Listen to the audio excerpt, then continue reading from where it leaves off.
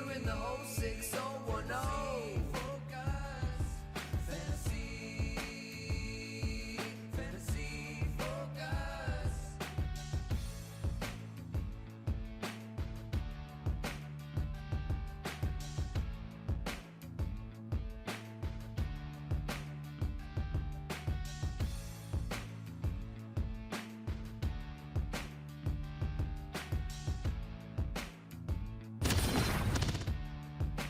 Focus. Today's podcast is presented by Geico. You can watch us every weekday at 11 a.m. Eastern Time on ESPN's Twitter and YouTube feeds, as well as the ESPN Fantasy Facebook page, plus the ESPN app, where you can download every Fantasy Focus podcast wherever you get your podcast. Wednesday, Field, Matthew, and Daniel hanging out with you. We're going to talk about rankings, a little bit of news, and then just a few other things that are on our mind.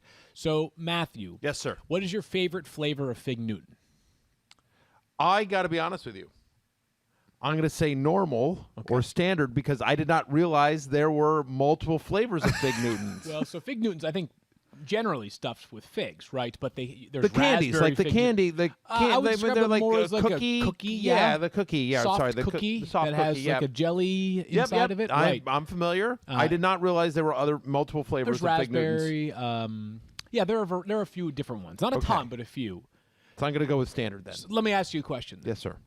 Did my completely random and unrelated to anything else question fit the bill of what you were looking for when yesterday you told me, why do you always ask how I'm doing? You know what? It actually did. Okay, good. I like it because I had to think about. I hadn't thought about Fig Newtons in quite some time. Yeah, probably hadn't and thought now I have. yet I've thought today, about it for a actually. couple of minutes. Absolutely. Yeah. All right. 1,000%. You know what's nice about being my age, at my advanced age? What age are you these days? I don't know. I'm 1,000 years old. Dog It's just years. how but only in fantasy football years. Look. I roster Robert Woods and Robbie Anderson, but that aged me at least 3 decades. Last 3 weeks.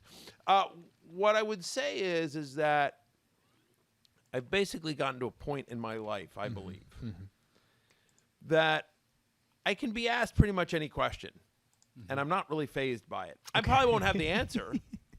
But you know what I mean? There are The people like possibilities early are in my endless career, right now. Yeah. early in my career, especially when I was on ESPN, sometimes I'd be asked a question. If I wasn't prepared for it, I'd be like, I'd be all nervous, and I'm Right. like, oh, I'm screwing this up, and I'm on ESPN, and like so many people are watching and listening, and I'd be very nervous about it, right? And I'd stumble through my answer. And now I'm at the point in my life, in my career, where pretty much ask me anything, I don't care. Okay. And also, I don't care. Okay, I don't mean it like that. I don't care about my job. I try to do a very good job, but I'm just sort of like at this point. I think the ESPN audience has made up their mind about me. They are either in or out on me.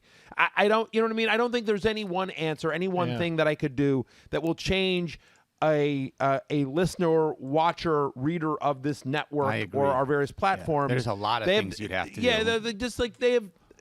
Everyone that is familiar with me has made up their mind on me. Mm-hmm. I have my fan base, and I have people that don't like me, and it is what it is. And it's just sort of like, all right, that's my sort of take on things. You know what's funny is you and I, we'll get to football in Yeah. just a second, but this is It's a sort slow of shit, related, slow right? day. No, Yeah. it's sort of Yeah, yeah. related though, right? Yes, sir. People care about us beyond just our fantasy football I would hope so, picks. sure. I would hope as well, right? You're decent enough to be watching us live right now or listening to us during the 60 or so free minutes you have, or maybe don't have during your day.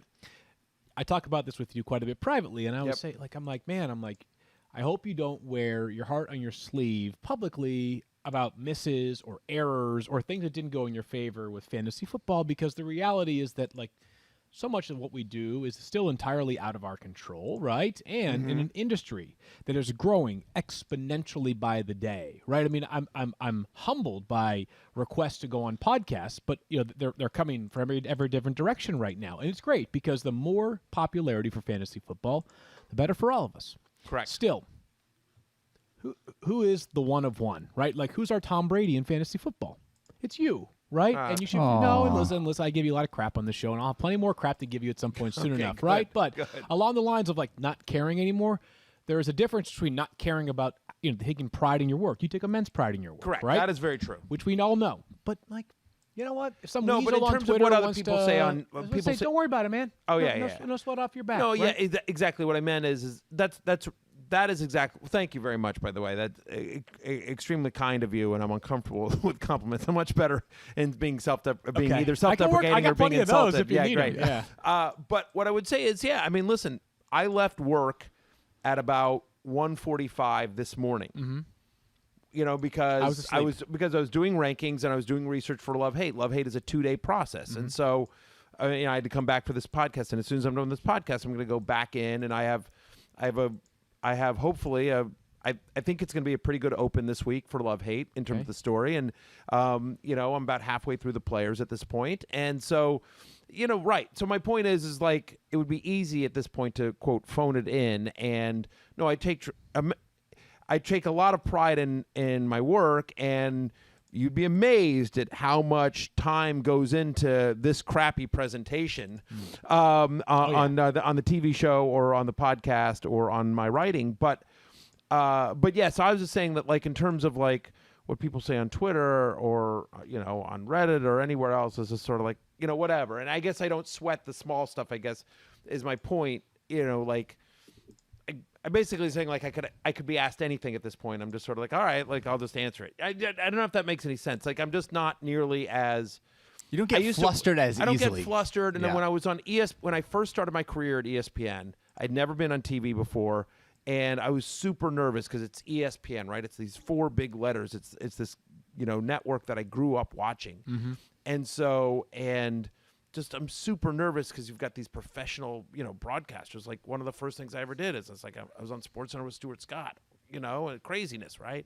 And like I remember I got to do a hit early on Sunday NFL Countdown with Boomer, like Chris Berman, like Right. legend, right? Guy who built the place. Like I mean, you know, so in just and you know, I was just super nervous in all those cases, and also nervous about fantasy football because they hadn't really put fantasy football on the air. And I'm just like, if I screw this up, I'm not only screwing it up for myself, but I'm screwing it up for fantasy football because it's not really on TV these days. Well, and I'm glad you didn't taking screw a it chance up with then, me, Matthew. and like, Me too. well, I don't know, or if I screwed it up enough that I didn't screw it up enough that they bailed on it. Anyway, you screwed so it up enough that you put me on television, which That I is think true. is maybe a reassessment of if you screwed it up or not. fair enough. 300 Fair enough. shows. Well, by the way, I thought as long as we're being random here, One last random thing, and then we'll get into football. One last We random promise. thing. We promise. We Random promise. thing. I was going to say, so I put out on Twitter yesterday, I think you may have as well, but put out on social media, Daniel and I did a little parody of a scene from the movie 300 Right. for the 300th episode Yes. of the Fantasy Show. Very good. And I mean, like, and it's dumb. It's I mean, super it's like, it's dumb. really dumb. And Daniel and I are like in, you know, old timey tunics, you know, like, and, you know, like back in the day, like Greek mythology or whatever it is, you know, from the time of 300. And it's so dumb. I'm like, boy, people are going to hate this, you know, and like, just put it out there. And people actually really, we got a lot of nice It compliments was on weird. I'm not used to people saying nice things on social media, but that was one of the ones where people said nice stuff. And Yeah, the they idea that liked it. ESPN let us do 300 episodes of the Fantasy Show, which if you don't subscribe to ESPN Plus, you absolutely should. Yeah. Yes. And there's multiple ways to be able to subscribe to ESPN Plus, but definitely make sure that you check it out because it's Matthew and I get to do a ton of dumb and really fun stuff with each other. We feel like over 300 episodes, we have absolutely delivered on what our promise to the viewer was, which is if you give us about 20 minutes an episode, Yeah. we promise to make you a much smarter fantasy player, but a much dumber person. Nice. And that's what we think we've done. We That have explains a lot. really Yeah. really good fantasy insights, really smart analysis, some deep divey stats, surrounded by Daniel and puppets and a robot that sounds like Stephen A. Smith. Okay, so for the 4 people that are still listening to this show, it's time now for us to get into the news. And we begin in Cincinnati, where the Bengals play tomorrow night against the Jacksonville Jaguars. Looking forward to that matchup. It's just the second time in the common era that 2 teams have faced off, and they're starting a quarterback drafted number 1 overall in back-to-back years. It's, of course, Trevor Lawrence and Joe Burrow squaring off for the first time since Baker Mayfield and Kyler Murray, so it had not happened prior to that. But T. Higgins still not practicing. And at this point, Matthew, given that he did not play this past week, it's a short week, not practicing Monday or Tuesday, one would surmise he's not going to play on Thursday night. If he doesn't play, how much of a bump does that give Jamar Chase and Tyler Boyd in the ranks? It certainly gives more of a bump to Tyler Boyd. Jamar Chase is going to make my love list this week, and love the matchup here. I have Chase at 18. Hard for me to see him getting higher. Right. You know I what I mean? agree. Like Chase is sort of red hot here, and I know it. It's like at some point he can't sustain this production. He can't get like a 30-yard touchdown every single week. Right. But up against Jacksonville on a short week to prepare for him, I don't think Jacksonville has anyone in the secondary that can keep up with Jamar Chase, and I do think they will take some shots here with him. So I like Chase the best of all the Bengals wide receivers. And if Higgins does not play or is limited, which factored into my ranking somewhat, I'm as a top 20 play. I can't imagine anyone at this point not starting Jamar Chase. At this point, you have to ride the gravy train, right? Right. But to your point, though, Tyler Boyd probably becomes like eminently more startable if there's no T. Higgins, maybe a top 30 or so play without Higgins on the field. He, of course, coming off of a pretty solid game for the Bengals. More to come on the game preview tomorrow. We'll have Mike in for his usual Thursday show, and we'll dive into the final injury report and anything else that we learn about that game. Before we get to ranks, just one note, sort of a developing story, if you will. There's a report not long before the podcast began from the NFL Network that the Titans could be without Julio Jones. And obviously, A.J. Brown is very iffy, that according to Adam Schefter, for Week 4 against the Jets. Matthew, we don't know much about this situation with Julio Jones. It's Wednesday, so they have not even filed a first practice report of the week. Right. If both of them were to sit, I want to get your thoughts on this only because we won't hear from you again until Friday. Let's just imagine a world where both of them sit. Is Ryan Tannehill a fade this week as a result of that? Or is the matchup against the Jets one of those that you say, hey, you know something? Anybody else, I might consider it, but the Jets have been struggling so much this year, you might still just let it rip. Yeah, I think so. I think I'm the leagues in which I would normally start Ryan Tannehill, I'm still starting him. I can't imagine. I get it. Being without A.J. Brown and Julio Jones is #not ideal. But I can't imagine benching a guy against the Jets. They're so brutal, especially given a couple of things. Tannehill's rushing ability. Sure. I believe he had 7 rushing touchdowns last season off the top of my head. Yep. I believe he has 1 already so far this year. So he has rushing ability. And the other thing that, Field, as you've noted, and we've talked about a little bit on the show, Derrick Henry is now involved in the passing game. Now, he's not going to make anyone forget Austin Eckler anytime soon. Right. But he, he has the opportunity. If he catches a couple of balls, if he catches 3 or 4 balls in this game, Henry, of course, is always a risk to run it into the end zone from any place on the field. And it just felt like even after A.J. Brown left the game last week, and Julio, it didn't feel like Julio suddenly took over. Well, to your point, I'll give you something in a second. It was Chester Rogers, and it was also this is a guy that I kind of like, and I'm going to mispronounce his name. I apologize, but Nick Westbrook Ikine. Close enough. Yeah, he's from Indiana. It was a homecoming game, so he went to college. So he scored his first career NFL touchdown last week playing in Indianapolis.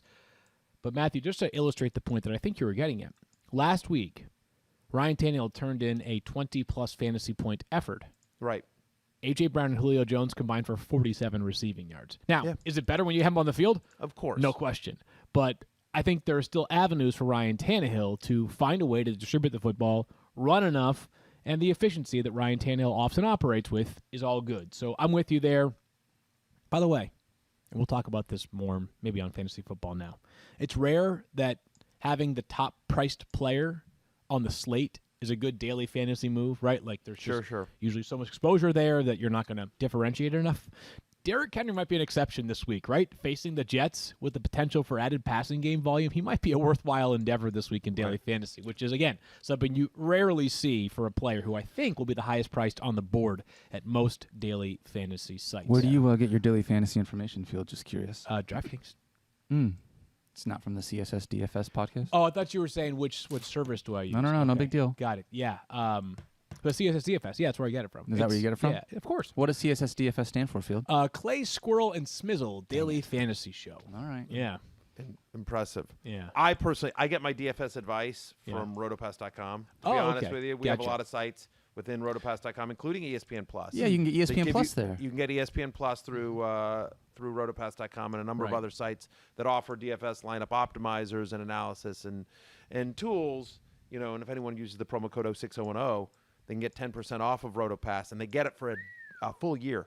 12 months of ESPN Plus, 12 months of me and Daniel being stupid. 12 months of your written work. 12 months of my written work. Wait, 12 so if months I of sign up Mike right Clay's written now, work. it doesn't just end at the end of the season. I get No, it no, through no, my no. draft season next year, That Matthew? is correct, Secret Squirrel. 12 months. It's 12 months. It's the best deal on the internet. How about that? All right, How let's about get to the that? rankings. Let's start So- with rankings. You good with Anyway.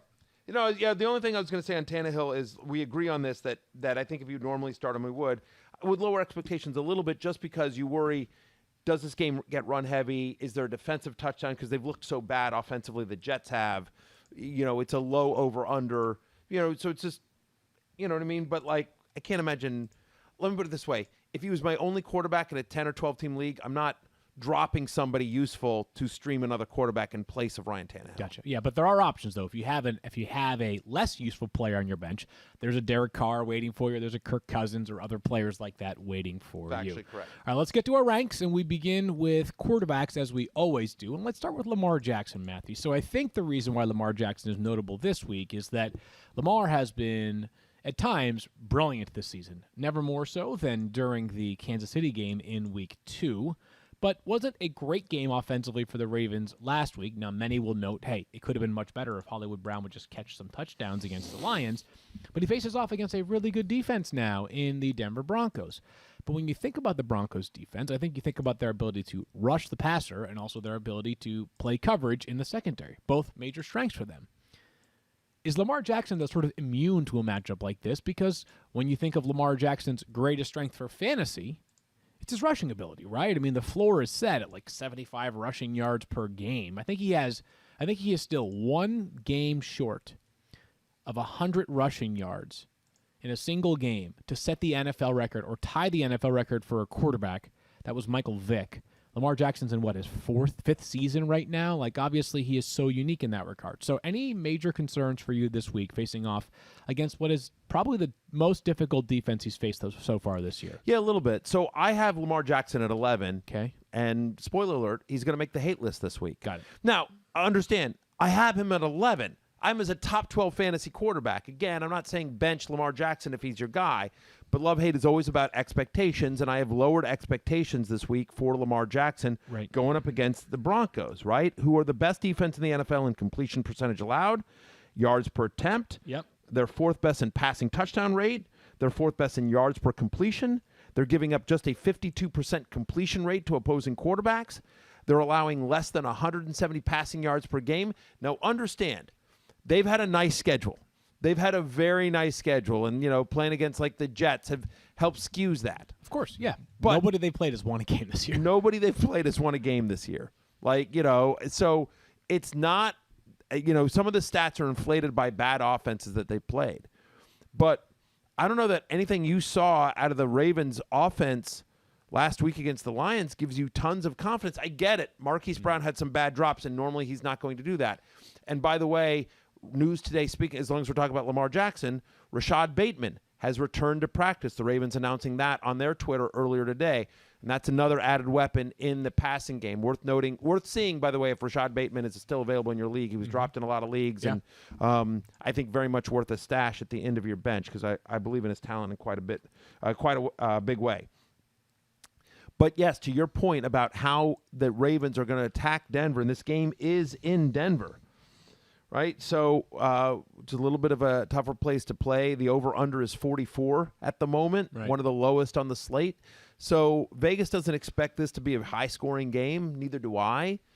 And to your point about having really good coverage and then being able to contain Lamar Jackson. I mean, I think Vic Fangio is one of the best defensive minds in the NFL. And so my expectation here is that, yeah, I have Lamar Jackson outside the top 10 for the first time this year and probably the only time this season. He's only at 11, but still, I've lowered expectations for Lamar Jackson this week. Not a bench, but perhaps a temper your expectations for this week. Let's move past Ryan Tannehill. We talked about him already earlier on in regards to the potential Correct. Julio Jones news. So let's move forward to Sam Darnold, Matthew, because sometimes when you're talking about players that you would sit inside your top 10, whether it's maybe sitting Lamar Jackson, maybe sitting Ryan Tannehill, maybe sitting somebody else that concerns you, you have to have another player that might be stepping into your lineup. And could Sam Darnold be that player, Matthew? Because he faces off against the Cowboys this weekend. This feels like a game we'll learn a lot about the Panthers, by the way. The team, the only team, who has not yet trailed in a game this season, the Right. Carolina Panthers. So, you confident that potentially Sam Darnold could be a streaming option this week? I am. Now you and I have him at, let's frame the conversation correctly. You and I both have him at QB 17. But there's a lot to like about Sam Darnold in this game. Been a very productive fantasy quarterback so far this season. Over 275 passing yards in all 3 games. Showed a little bit of mobility, couple rushing touchdowns last Thursday night. Yeah. No Chris McCaffrey, which I obviously isn't ideal. Like anytime you get somebody that's that good and that's out of the passing game as well, not ideal. But also it just means they're going to have to rely on Sam Darnold's arm even more to move the chains. And so my expectation here is that they're going to have to throw a lot. We don't have any concerns about Dallas's offense going against Carolina, which has been a pretty good defense so far this year. Panthers have really played good defense, but my expectation here is that this is going to be one of the higher scoring games of the slate. The over-under is north of 50 in this one. So, yeah, give me Sam Darnold trying to keep up with Dak Prescott and the Cowboys. He's had at least 19.9 fantasy points in every game this year. Can I say one thing real quick? I'm sorry, at least 18.9. Sure, go for it. There's at least a couple quarterbacks I feel like every week that's in that 12 to 16 to 17 range where it's like, you know what? I don't dislike this quarterback, but I know they're going to be ranked in a way where people are going to be like, oh, okay, so there's no way you can start Sam Darnold because you have him at 17 or 18. Sam Darnold has a nice matchup, and we've seen him look good the first 3 weeks. The problem is the top of that QB board is just so stacked. There's nothing you can do inside that top 10. We've had this conversation so many times now, right? Like it's stagnant between 1 and 12 or 1 and 10. Like I could, without blinking, name 10 quarterbacks that are basically must-starts every week. So if you want to play with fire and bench Lamar Jackson and play Sam Darnold, that's fine. But who strikes you as more likely, not the only one, but who strikes you as more likely to have 30 fantasy points on Sunday? Right. Regardless of the matchup, isn't it Lamar Jackson? Yes. Always Lamar Because Jackson. he's- Lamar Jackson could run for a 70-yard touchdown. Correct. Like He's got- that. He has 251 rushing yards in 3 games, does Lamar Jackson. So it goes back down to basically just how much sort of confidence you have and how Yeah. much risk you're willing to incur. But I'm encouraged by what Sam Darnold's done so far this season. And maybe the big takeaway is less fantasy and it's more like real football. Like maybe the Panthers knew what they were doing. And they got a lot of flack this offseason about bypassing the likes of Mac Jones and Justin Fields, who are both going to be outstanding players in their own right, but they felt like this roster was ready to compete right now, and they felt like they got a calculated bet on a 23-year-old who, through three games, has looked good so far. So I'm happy for them. 23-year-old. It's A crazy. reminder, He 23. may now 23. be 24, but he was 23 when they traded for him. And by the way, just on a personal level, good for Sam Darnold. Yeah, totally. Happy for the kid. Like, I mean, like, gets drafted to the Jets, an organization at the time that was in complete disarray. It does, Adam Gase. Look, it's easy to pile on Adam Gase, but the fact is he didn't get the job done in New York. I don't think there's any dispute about that. And so, and Sam Darnold, much maligned by the New York media and fans during his time there with the Jets. I don't think he had a lot of help. Obviously, health. I don't think he had a lot of help around him in the Jets organization, and also health was an issue during his time there. But just again, young kid, talented kid. Good to see him in a new situation, a fresh start, and producing for a suddenly 3-0 Carolina Panthers team. Keep pounding. Really good game on Sunday, and this is a great test for their defense, which has been Yes, sir. statistically fantastic, and by the eye test too. But the Cowboys, the realest offense they have faced so far this year. We'll talk about running backs in just a moment, starting with DeAndre Swift. But first, do you own or rent your home? Sure you do, and I bet it can be hard work. But you know what's easy? Bundling policies with Geico. Geico makes it easy to bundle your homeowners or renters insurance along with your auto policy. It's a good thing, too, because you already have so much to do around your home. Go to geico.com, get a quote, and see how much you could save. It's Geico easy. Visit geico.com today. That's geico.com. Academy Sports and Outdoors in Sarah, Spain are teaming up to bring you 2 exciting episodes of her podcast, That's What She Said, featuring insightful conversations with captivating women who are blazing trails in the sports world and the great outdoors.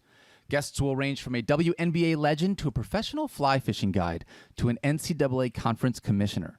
You'll hear from San Antonio Spurs assistant coach Becky Hammond, ESPN star Laura Rutledge, hardcore carnivore founder Jesse Pryles, and more.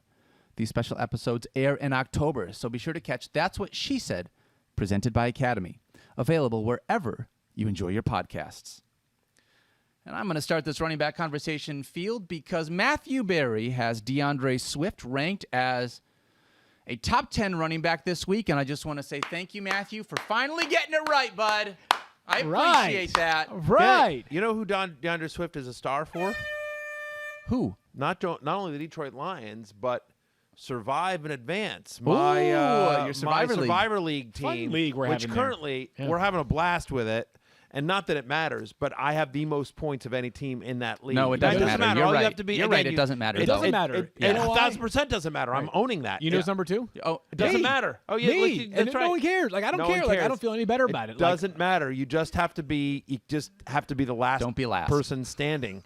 Yeah, I always screw exactly. that phrase You up. don't have What is to. You don't have to outrun the bear. You just have to outrun the last person. Okay, got it. You You see have that to- guy putting that crocodile in a trash can recently? It reminded me of like he was not outrunning a crocodile, but he was playing with not fire, but teeth. That jaws. just sounds like a YouTube rabbit hole that you got into one night, and I have not seen that video. I have It was on a- I have Uh, not either. yes, you I have. spend The time whole with my internet's wife and seen it. kids. Yeah, but It's I all spend over a lot the of time with internet. my Yeah, family. yeah, exactly. The two of you who never spend time on social media. Give me a break. Actually, Daniel doesn't. Daniel's like the best about not being on social that's media. true. Like, Daniel's come much on. better than I am. I just somehow I've missed Dudes posting their W is this the handle. Oh, which that handle's yeah, hilarious. yeah. Anyways, Right. Let's move forward here. Let's talk about running back ranks. And I'm not sure there's really conversations around DeAndre Swift. Like I know there's a little bit of a gap between Matthew and I. I've got him at 13. You got him at 7. Matthew consensus is a number 11 right now. But like we're all saying, like if yesterday's conversation about where the likes of Clyde Edwards-Helaire, Miles Sanders, etc. are, this is so far different from where this for DeAndre Swift, right? So I'm not sure he is in the true elite tier of running backs, the Derrick Henrys, the Alvin Kamaras, the Christian McCaffrey when he's healthy. But he's in that next tier of like, if you have him, you're playing him, and you're pretty excited about it too. He's in the to your point, he's in the although Aaron Jones has been great so far this year, but like I mean I just think like he should have been drafted. He wasn't, but he should have been drafted in the Aaron Jones, Nick Chubb range of running backs. Right. Yeah. You know what I mean? Like he's just as good as Antonio Gibson, if not better, right? I mean he's right there with those You'd rather guys. have him over Antonio Gibson right now. I right? would fantasy wise. I yes. know, and probably. I mean, you know, Antonio Gibson, my heart, but yes. Sure. I mean, look, DeAndre Swift, I think is matchup proof because of his passing game usage, because of his talent, because of his volume. And I don't think the Bears are a bad matchup here. They're 20th against the run so far this season, right? I mean, they've allowed the second most running back yards per carry after first contact. They've been bad at tackling. It's been a bad defense, honestly. There's a lot going wrong with Chicago, and we're going to get into this coming up next year with Dave Montgomery, but like I don't know that 1 week solves it. Like it's been bad for a while. I mean, it hit its nadir. There you go. How about that? There's a word of the job, year. Yeah. Christian. It hit its nadir last week, but man, oh man, like I don't think they're out of rock bottom anytime soon. So DeAndre Swift, to me, who has 19 catches so far this year, that's second among running backs, like, you know, he's a true 3-down back. I think one of the reasons why I wanted to have this conversation is because there was a little Something bit positive I about was the gonna say, Lions. it's one nice thing. not true. No, it was one of the reasons why I want to have this Have you conversation. already figured out who the number 1 pick is going to be? No, we're not going to get the number 1 pick. The you Jets guys are still go in the 0-16? NFL. Come on. Do you guys play the Jets this year? 17 Oh, games and this year. 17. Yeah. If we go 0 0 and 16, 17. there's a problem. You do not play the Jets this year. We no. don't. You guys might get relegated. We're not going to get relegated. You don't know. So They listen, can change the rules. there was a lot coming into this about what Jamal Williams was going to do to DeAndre Swift's fantasy value heading into the season. And I think after 3 weeks, which is not a huge amount of time, Correct. it seems fairly obvious that DeAndre Swift is the number 1 running back in this offense, and that while Jamal Williams is a really nice complementary piece and is still, I think, a fantasy viable running back if you need to Totally. have somebody in your Yes flex, and yes. DeAndre Swift is the guy, and he's a starter every week for this team. Yeah, he sure is. And the defense, which it's weird, like they were frisky obviously last week against the Ravens, but it's like there's still such a lack of talent across the board in Detroit that I can't imagine a way in which DeAndre Swift is not seeing a lot of passing game volume every single week. That's the key of it. It doesn't matter what the game script is with DeAndre Swift. He doesn't come off the field. He doesn't need to come off the field if they're down big or if they're up big. if they're up big. it. I'm just Wow. having fun with you, Washington. Daniel. You That's never know. so Listen, mean. That's Washington, who literally is 0-3, except for the fact that the NFL called a phantom offsides against the Giants. No, Like, he was offsides. I mean, it was a dumb penalty, Let's- but he was legit let's talk about offsides. David Montgomery on the other they did side, call though. They did call a phantom pass interference or something like that on the what was it? There was one touchdown that was called back, like the for Washington or no for for the the Giants. For the Giants, that was the long Oh, run. there was the Daniel Jones touchdown run. Yes. that Yes. they called the hold on Oh, CJ yeah, Board. right, which exactly. Was like that was not a, even that was close. yeah, to that all. was It was like the that was tickiest of right. ticky-tack. That was Yeah. one. That was a ticky tack one where the Yeah. Washington football team got away with one. But whatever. We're 1-2, baby. We're 1-2. You guys are 0-3. Woohoo! Washington football team Oh, forever. man. Let's go to all right. But the last thing I'm going to just say here about DeAndre Swift, and we've talked about this, but just had DeAndre Swift gone to a situation other than Detroit. I mean, just think about how great this kid was at Georgia. Had DeAndre Swift gone to, like, had he been drafted by the Chiefs instead of CEH, had he gone somewhere else other than Detroit, like, he's in that conversation. Now, he's in that top 5 running back conversation. He's a really because he's that guy. talented. Yep, very talented guy. Just as to stay on the field, which we'll see if that holds up over the test or that stands the test of time. Let's go to David Montgomery. Same game, other side of the equation here. I've got him at 9. You got him at 16. So we do have a bit of a divide here, Matthew. And I think that And I just want to be clear on this. okay. This ranking is based on the idea that Justin Fields starts. And I think you will. I mean, although yesterday I poo-pooed your Nick Foles comment, like, what is this guy on some sort of like? Is he on crazy pills? Right. And then Matt Nagy like introduced that into the conversation. Thank you. I was like, oh my god. Matthew Berry spoke it into existence. I is what spoke happened. it into existence. That's By what the it way, was. I am on crazy pills, but in that particular instance, you know, like I nailed it. I mean, like, look, Matt Nagy is Matt Nagy's fighting for his job desperately. And there may not be anything he can do to save it at this point, but he's fighting for his job. I think so is Ryan Pace. And I think Matt Nagy's sitting there going, like, I got to win a game here, man. I know. I got to win it. I'm playing a division rival, and I'm playing the Lions. Like, this is a game I need to win. I can't be the Lions' first An win of the 0-3 season. Lions team, An yeah. 0-3 Lions team. You know, jokes aside against about the seriously. Lions, but in all seriousness, it's Yeah. like this is a division game against a team that is considered to be the worst in the division at the moment. And so Matt Nagy cannot lose this game, especially, by the way, the game's in Chicago. He can't lose a home game to an 0-3 division rival.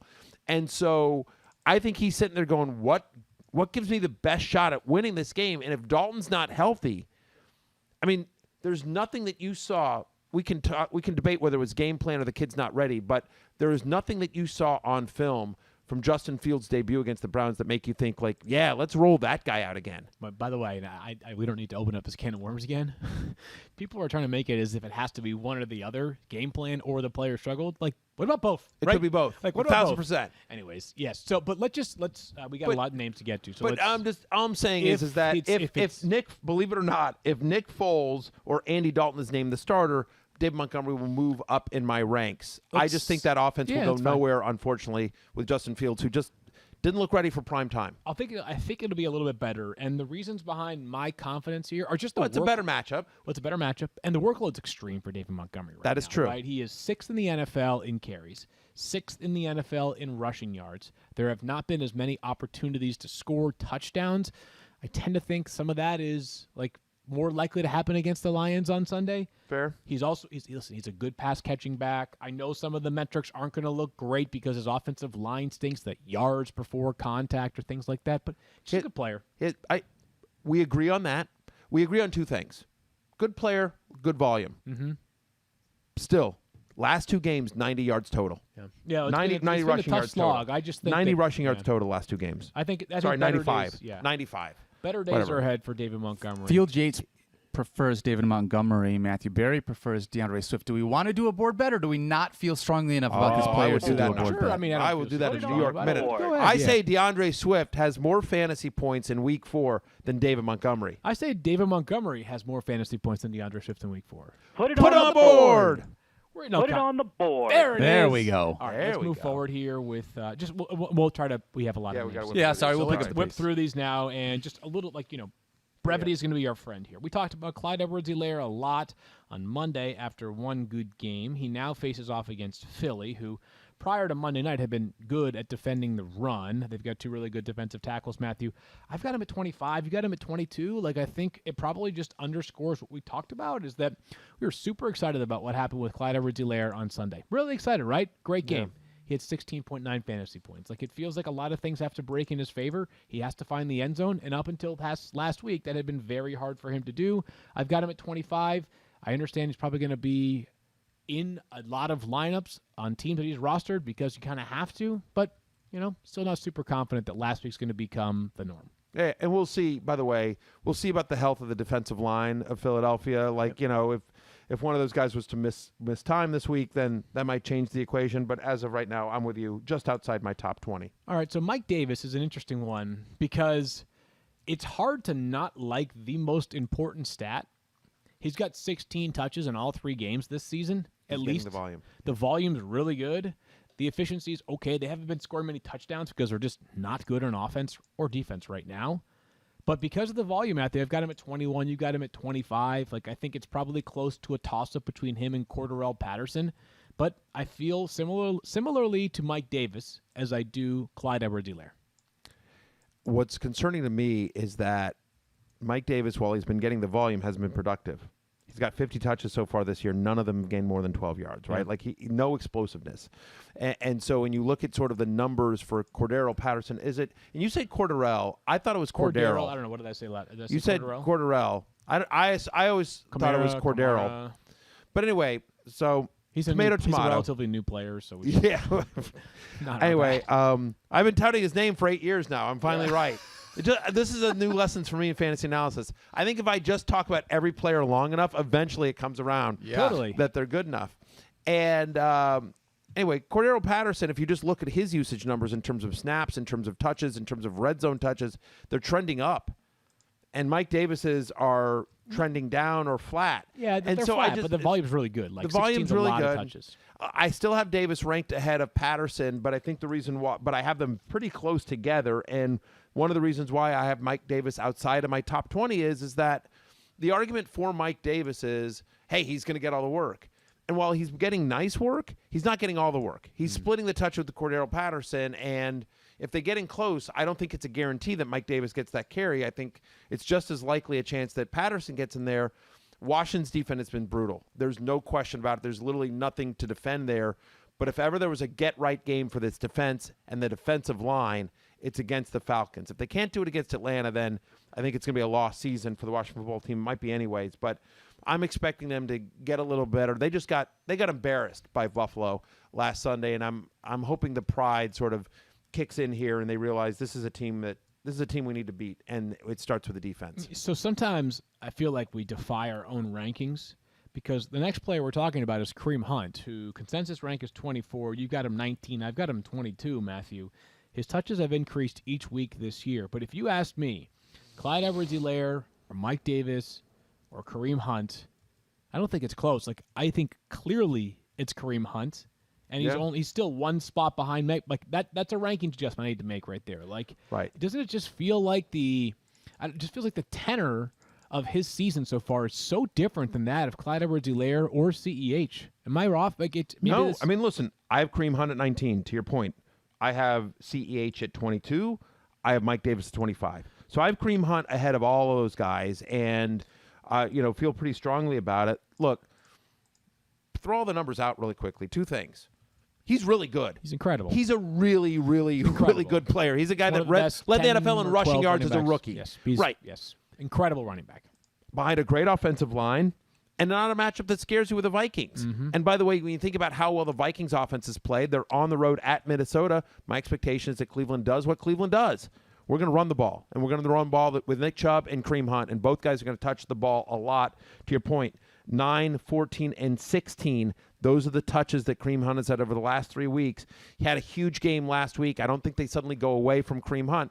I think he's going to get 15 touches or so against the Vikings, and given his talent, that offensive line in the matchup, yes, give me Kareem Hunt over Mike Davis or CEH or any of those other sort of, 20, guys in that, 18 to 25 range. I think that your point is right on field with the idea of, like, if you knew that Mike Davis, CEH, and Kareem Hunt were all going to get 15 touches this week, Which one do you have the most confidence Well, in? even if I didn't know that, like just if you told me like I have one spot left and those are my three options, I would say it's unquestionably. I'm Kareem starting Hunt, Kareem right? Hunt. So I need to adjust my rankings on that. A lesson learned is really quickly. Yes, sir. The rankings process is like a little bit complicated for fantasy football. I think people probably get that intuitively. Yeah. The way that our ranking system works is, and listen, there's no fault. It's just like I'm just I know. It's I'll a pull the whole curtain back thing. here for a second. I know. What happens is we have a system. We access it through an ESPN portal, and Mike Clay runs a set of projections, right? Right. The initial projections. So the players are organized based off of how Mike has them projected. Correct. And we just we drag and pull accordingly, right? So if right. Mike has Patrick Mahomes as the top scoring quarterback in his projections and you want to keep him at number one, you don't do anything. But if you want to have Kyler Murray at one or you want to have Josh Allen at one, you pull those players up accordingly. Correct. So sometimes when you're doing these rankings, I'm not sitting there thinking to myself, all right, now I've got Mike Davis at 21 and I've got Kareem Hunt at 22. You're just sort of looking at them in one big scroll down. Yeah. Where what I need to do is I almost need to go through them and say, all right, I've got Kareem Hunt here. Would I take Kareem Hunt over every player below him or anybody above him? And that's just my fault on not recognizing. Because I'm just telling you right now, if you gave me the choice between any of those three running backs, Right. it would be Kareem Hunt.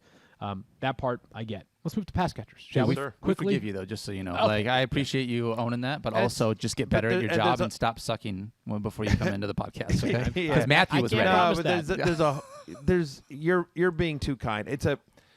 I'll just say it's a complicated process. It's The- tough. it's But a it's our job, and complicated this is what we process need to that has do. a lot of chefs in the kitchen. All right, we'll let's leave it at that. for pass catchers. Let's move past DJ Moore because we all have him inside our top 10. He's awesome. He's DJ Moore. I think maybe the only thing I'll say on DJ Moore is he might be a focus of wide receiver cornerback matchups tomorrow. And if it's the case, then obviously Mike will dive into what you need to know. Let's go to Allen Robinson. though. It is. Mike, I can give you a preview here. Mike thinks Diggs is going to be on him. Trayvon Diggs has been obviously Right. outstanding so far this And year. so, like, whatever. I'm at 10. I lowered him a little bit because Yeah. of that. He thinks he's going to shadow. He thinks Diggs is going to shadow more. Yep. And I do think we've been saying this all week, for 3 weeks now, but feels like this might be a get-right game for Robbie Anderson. I need to see if Robbie Anderson gets the kind of target share he got last year when CMC was out. Yeah. Because if Robbie Anderson can't do it this week, then it's truly panic button time. Let's move forward to Allen Robinson because this one Yes. I think is interesting. So I've got him at 24. You've got him at 27. We're both quite a bit behind the ESPN consensus, which is 20. It's a good matchup, right? I mean, the Lions have struggled defensively in a lot of ways, especially defending top pass catchers.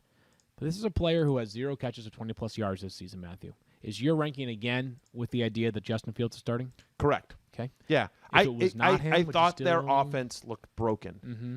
Broken, and I get it's a better matchup and be another week, and they've all heard the criticism, and maybe they'll do some more design runs, some more rollouts to get Fields' mobility in play more.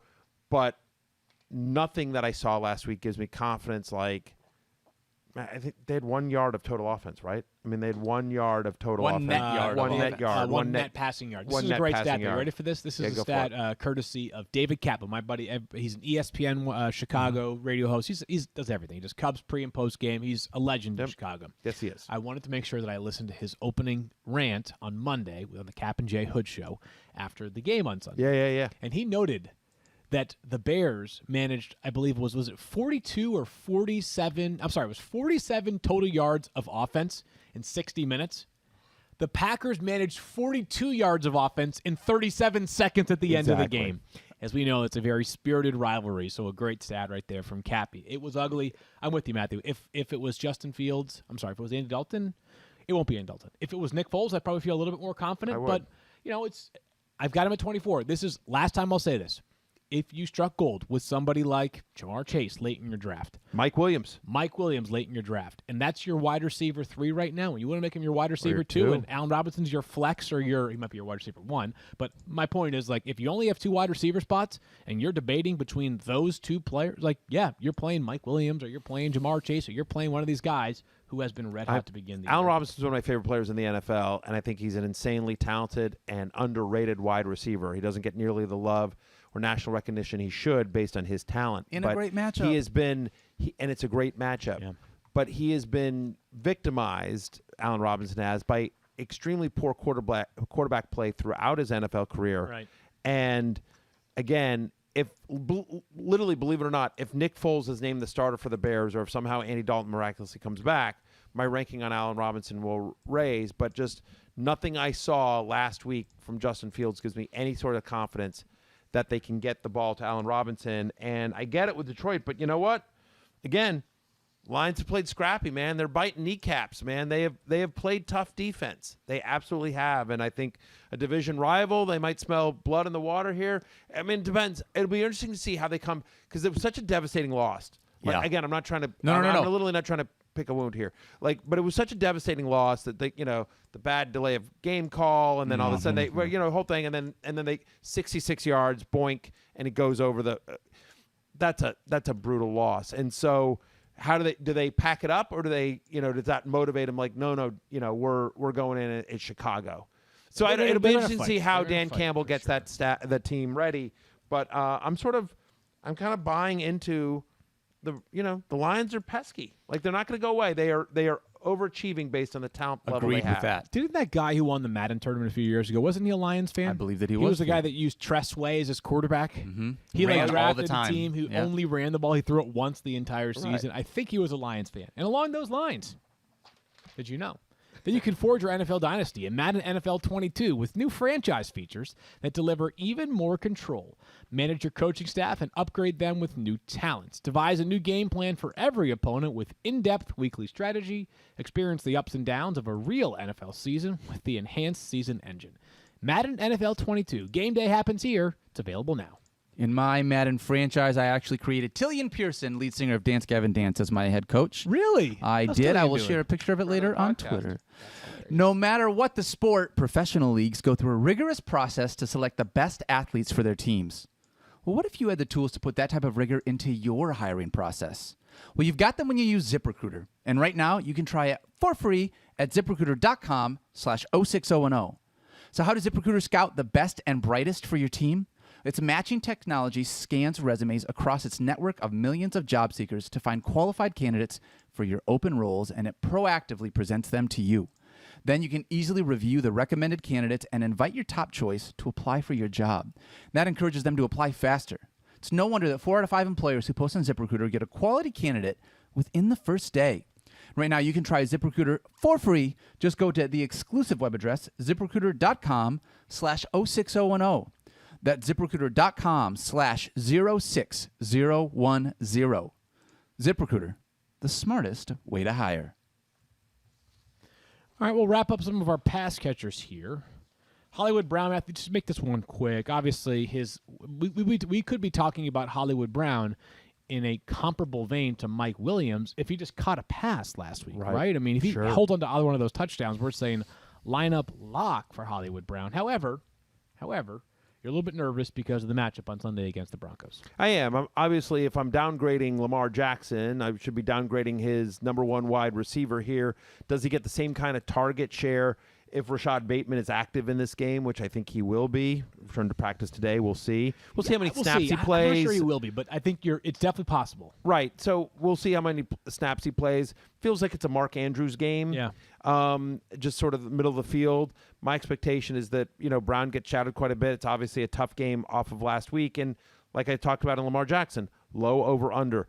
Brown is always a threat to, take one to the house. But yeah, I have lowered expectations for Brown this week based on the matchup with the quarterback, and potentially decreased target share for him. I'm wondering if maybe I'm at 36, you have at 43, so I'm a little bit more optimistic. But I feel you. It's this Denver Broncos defense is no doubt they are super legit.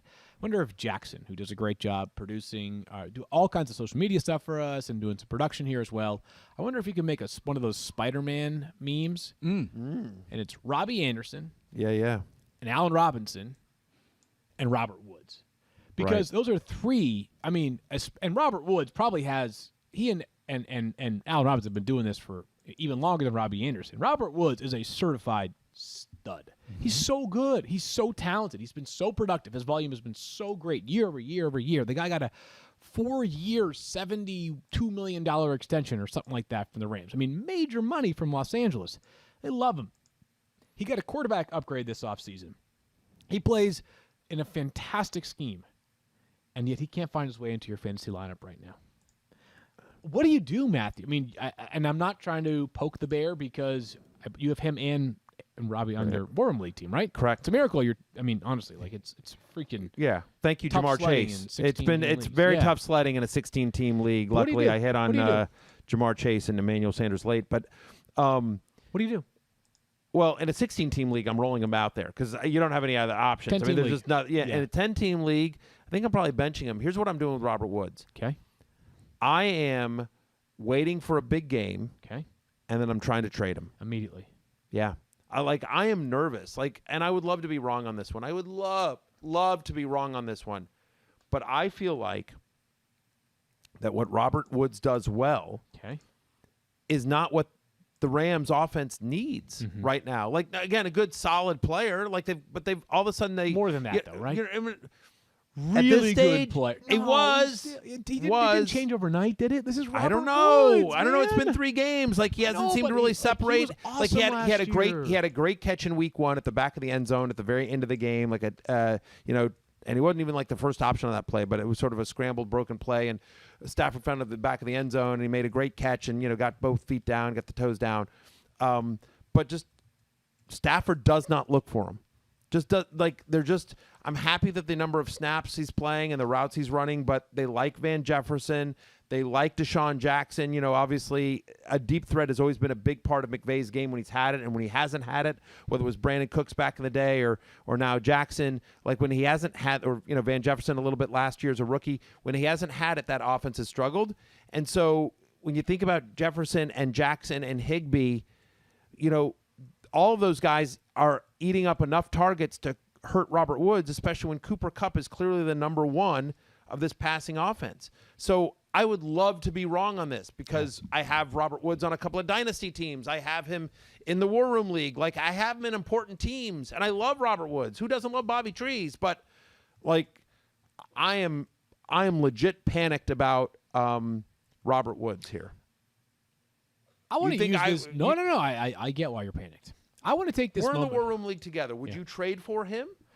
Um, I mean, right? Yes, because it's such a deep league, and he could break Anyone out, with and a he could be pulse, super right. valuable. He could be super valuable, right? This But like, is you one. actively, if we weren't have this conversation, and you were like, Am I actively targeting him? No. no, right? If you're just like, hey, let me go find a buy low wide receiver. Is Yeah. that a guy you're like? Are you reaching out to me versus some of the other, whoever has Allen Robinson in our league? Probably not. Because like I just don't have like a good enough offer to make to you right now. Yeah, but if I'm I just did, saying like, it philosophically. Yeah. If, no, like I I'm feel just you. saying, is he in leagues in where you need a wide receiver and you're looking for buy lows, quote unquote? Yeah. Is he somebody you're targeting? Are you looking through your league saying who has Robert There Woods are on the other roster? buy lows that I would be targeting ahead of exactly. Robert Woods. Here's what I'll say though. That's my point. This is one of those where our job is to be a fantasy football expert, and we hope that we can deliver you expertise, and entertainment, and insight, analysis that you either don't have the time or the appetite to dig up on your own. Right? I got nothing on Robert Woods. I got nothing. I'm serious. Like I said to you actually after the show yesterday, I was like, dude, like you went deep on Robert Woods and like opened my eyes on stuff. I hadn't thought of it that way, but I'm still like, but what I still don't get is as we were just discussing, it's not like he's 37, right? Like Yeah.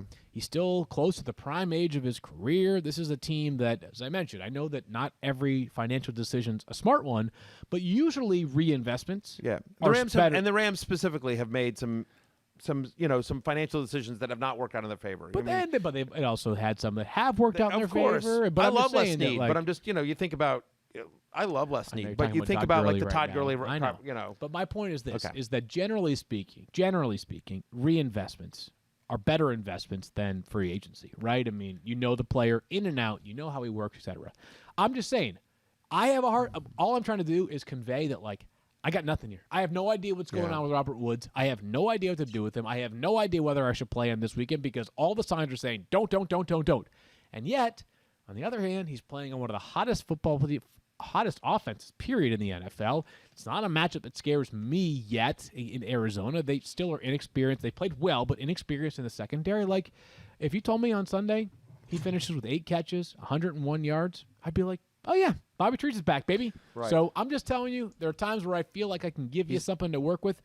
I'm don't know what to do. So at the end of the show, I don't know if we're going to get to it or if we're going to run out of time, but we're end of the No, we're doing it right now, right after this. We're supposed to do hardest players to rank. Yeah, you know? we'll get to it in just a And I minute. was going to say Robert Woods. Robert Woods was going to be my answer to that before he wound up on the rundown here because of this. He's had 3. We're in week 4. He's had 3 weeks. He hasn't been a top 40 wide receiver in 3 weeks, and that includes week 1 when he caught a touchdown. He has he has not been better than a wide receiver 5 through the first 3 weeks this season for a guy that was drafted in the top 15 among wide receivers, across the board, not only at ESPN, but every other site, every other fantasy analyst had him basically top 15. And I thought this was interesting. Thirsty Kyle dug this up. Stafford has completed 57.9% of his passes to Woods. Everyone else, 74.9%. So basically, you're looking at 58% compared to 75% to everyone else. Maybe they're just not on the same page. He's not running high percentage routes. But I'm telling you, when I look at those games and I watch it, Stafford just doesn't even look for him. He goes through his progressions, and Kupp is look number 1, and there's oftentimes he's not even looking to the side of the field that Woods is on. And there is value to Robert Woods to the Rams in terms of professionalism, in terms of locker room, in terms of helping dictate coverage that doesn't matter for fantasy. However, he's a wide receiver. He wants his too, right? Like, I'm I don't know how many sure. wide receivers are like, yo, that's cool. I'm still making $17 million, but all I'm doing is running routes. No, he's a wide receiver. He wants his. I'm telling you really quickly, really fast. I am absolutely in leagues that I am 3-0 or leagues that I feel like I've got a really great roster. Yeah. I'm targeting Robert Woods now before this game happens because if he does go off, then great. If he doesn't go off, then after 4 games, I might be a little bit more panicked. But the idea that get him now while you can because to this point, great offense. Super efficient. Matthew Stafford looks great. Do I think that with time and more games together that Stafford and Woods will get on track? I think in the long run that's more likely to happen. But only if I'm a winning team. If I'm struggling, you can't trade for Robert Woods. I mean, I hope so. And I mean, what's concerning is it's not like this offense is struggling. It's not like he's Right. on the same page with Cooper Kupp. No, he's on totally. the same page with Tyler Higbee. All right, let's He move clearly forward is here. on the same page with Van Jefferson and Deshaun Jackson, where he's connected with big plays for those guys. All Just right. but Robert Woods is just maybe he just doesn't recognize him because Robert Woods has number 2 now.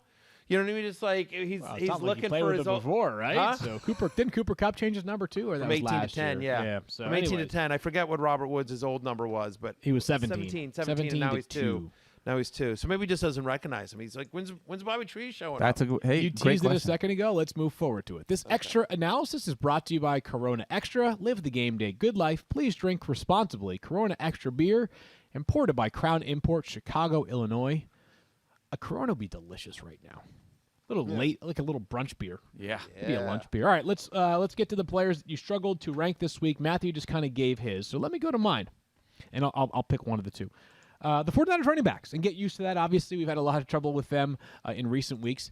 It is Wednesday, just before noon on the East Coast. The 49ers will practice at some point this afternoon. I have no idea what Elijah Mitchell's participation will be in that practice.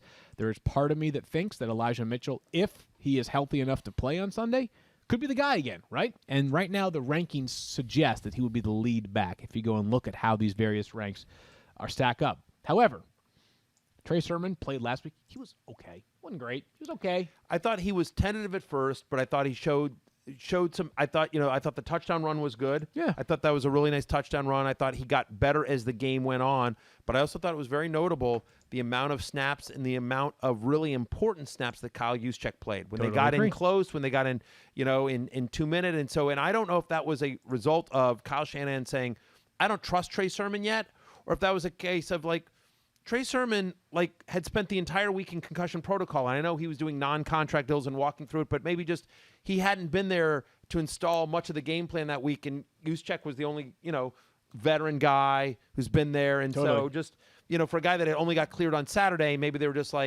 you know what, let's do a little bit with Sermon, and now after a full week of practice, maybe Sermon will be the guy.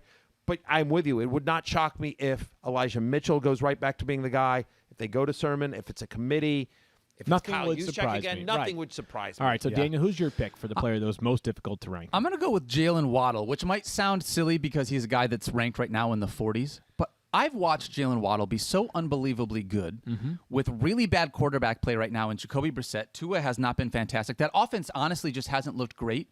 But in spite of all of that, he has still put up flex-worthy fantasy points. Yeah, he was. I mean, last week in PPR scoring, he was fantastic. 12 catches for 58 yards. That's 17.8 points. A couple things here is that the best value of Jalen Waddle is when he's running deep. He's so incredibly explosive. It looked like last week, most of the deep shots they took, which there weren't that many, it looked like it was the Will Fuller opportunities. Yep.